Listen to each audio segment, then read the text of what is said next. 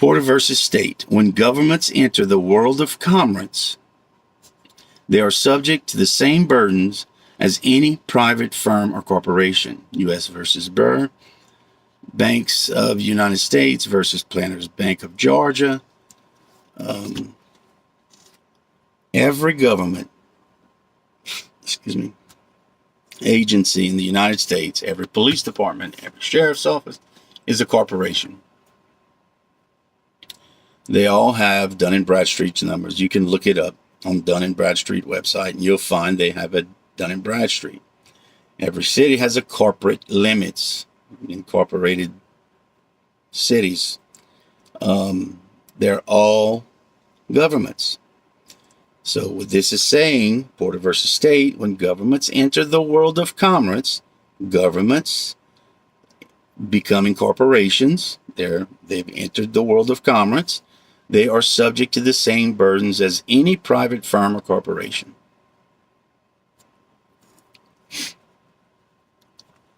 Think about that for a little while. I mean, I don't have to tell you what I'm thinking. You know what's the deal.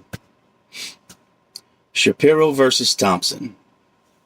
Further, the right to travel by private conveyance for private purposes upon common way cannot be infringed.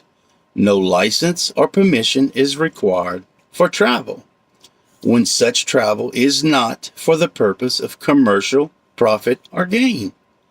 On the open highways operating under license in commerce, the rights of the individuals are restricted only to the extent they have been voluntarily surrendered by citizenship to the agencies of government.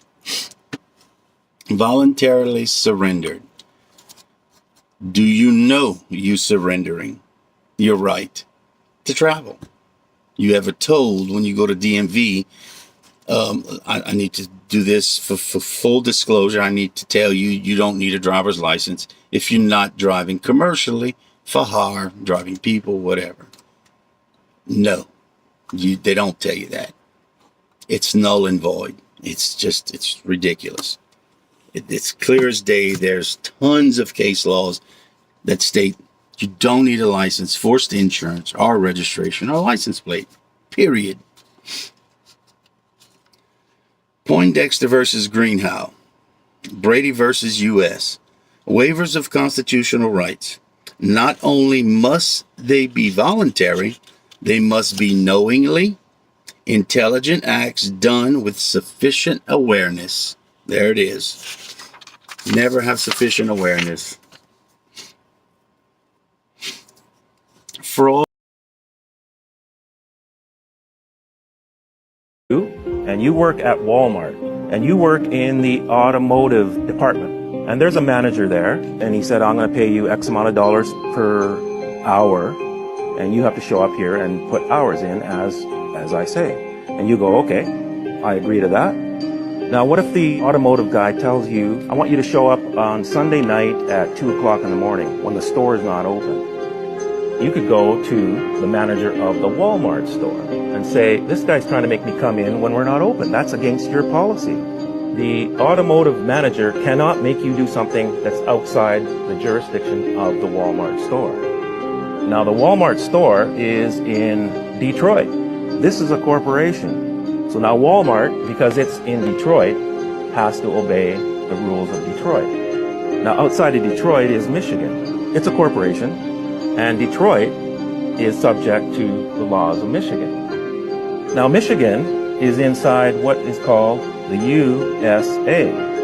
It's another corporation, and Michigan is part of that corporation. Now, outside of this is the real USA, the original republic.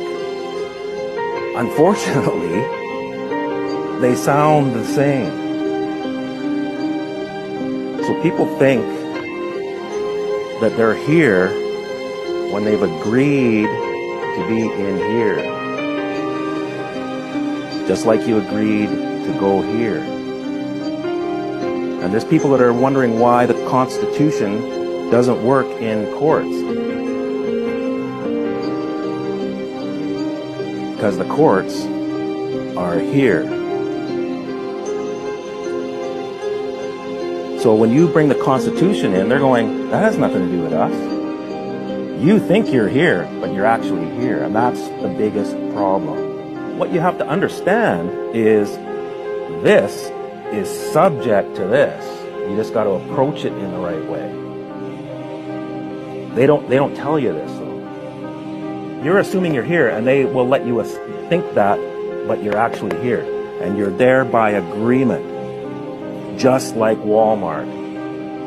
Now, there's another set of laws called the law merchant. This law merchant is a set of laws to govern what we call commercial law or admiralty law.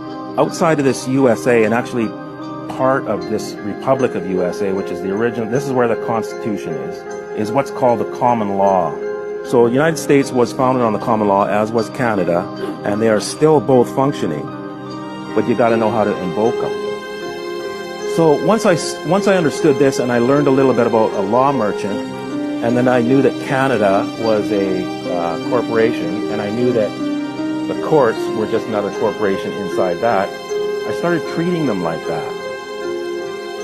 This is just business. And you guys are subject to these outside things. So as long as I'm out here, I'm above you. And so I started trying stuff. I went into court, and we usually wait outside the courtroom because I don't like doing all the bowing to the judge. It's very ritualistic. So we waited till my name got called, and we walked through the door. Big door up because it got paged. They obviously called the case in the courtroom, and then when I didn't show up, they paged outside.